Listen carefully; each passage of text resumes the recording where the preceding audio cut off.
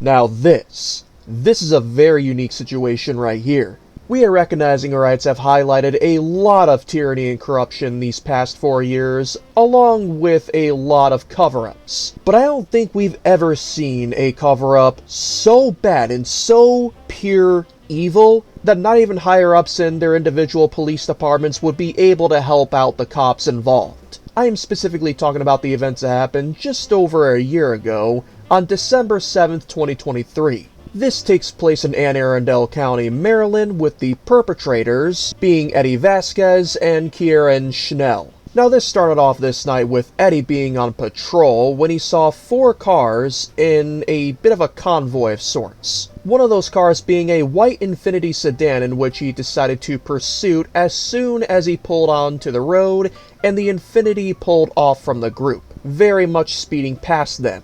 They were heading southbound on Fort Smallwood Road when this happened, and eventually Schnell decided to join in on the chase. Now from a surface level you would think that this was a regular high-speed chase, right? Well, you would be incorrect. As a matter of fact, we're starting off this video by showing this security cam footage from Stony Creek, or is it Stony Water Bridge? It's from a bridge. And this is what they happen to catch on camera from this pursuit. We sincerely hope the rest of you enjoyed this footage and this commentary, and with that being said, let's roll the tape.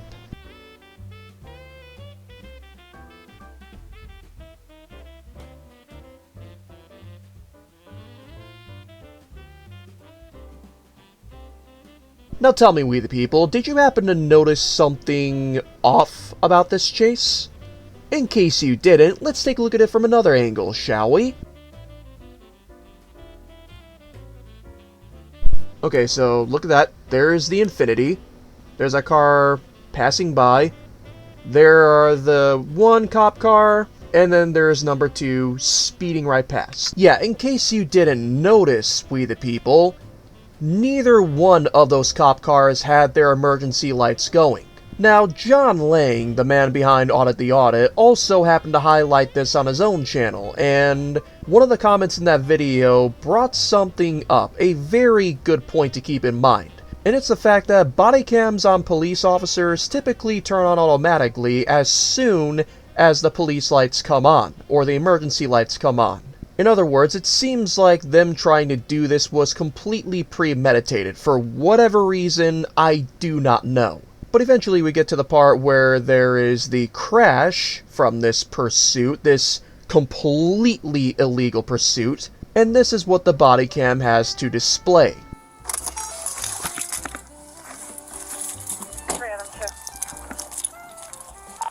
Copy 1050 just occurred, Bar Harbor, Rare Drive.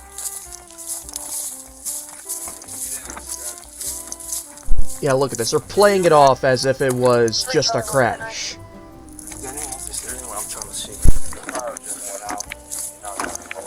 Now, the driver of the vehicle did survive, albeit with very critical injuries. Unfortunately, the passenger, 22-year-old Damian Gardner, was pronounced deceased at the scene.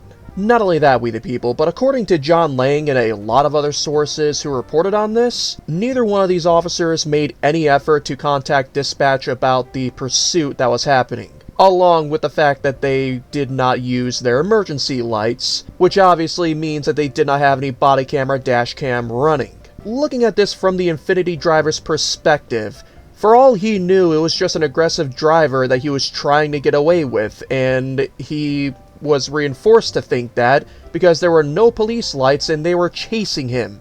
And from the perspective of anybody involved with those cops, this behavior was not even just irresponsible, this was completely negligent. And not only did these scumbag lying cops make no effort to contact dispatch on this regard, but even as there were multiple other cops there for 3 hours trying to clean up this mess, neither one of them made any effort to tell their superiors about what actually happened.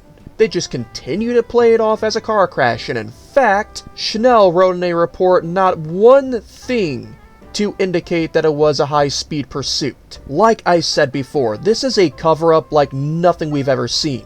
And you'll want to know what makes this even worse. The chief of Arundel County Police Department made the final determination that they've looked into the situation and found no legal wrongdoing.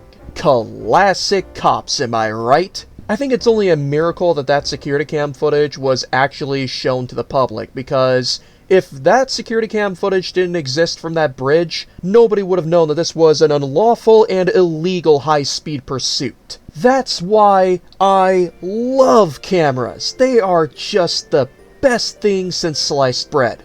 Which is exactly why in the description down below, we actually have a recommendation for a body cam that you guys can get at a reasonable price. It records at 1080p, it's got a long battery life of over 8 hours on full, and it's easy to use on your computer.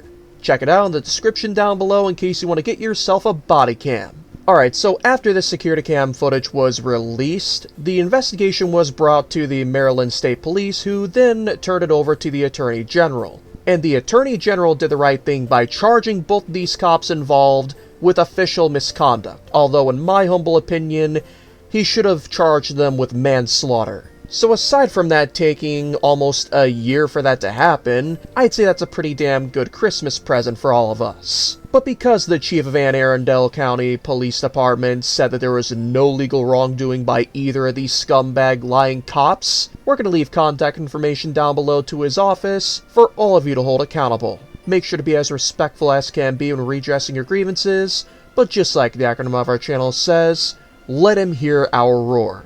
That being said, we the people, we want to know what you think in the comments down below. Do you think these cops are absolute scumbags for what they did?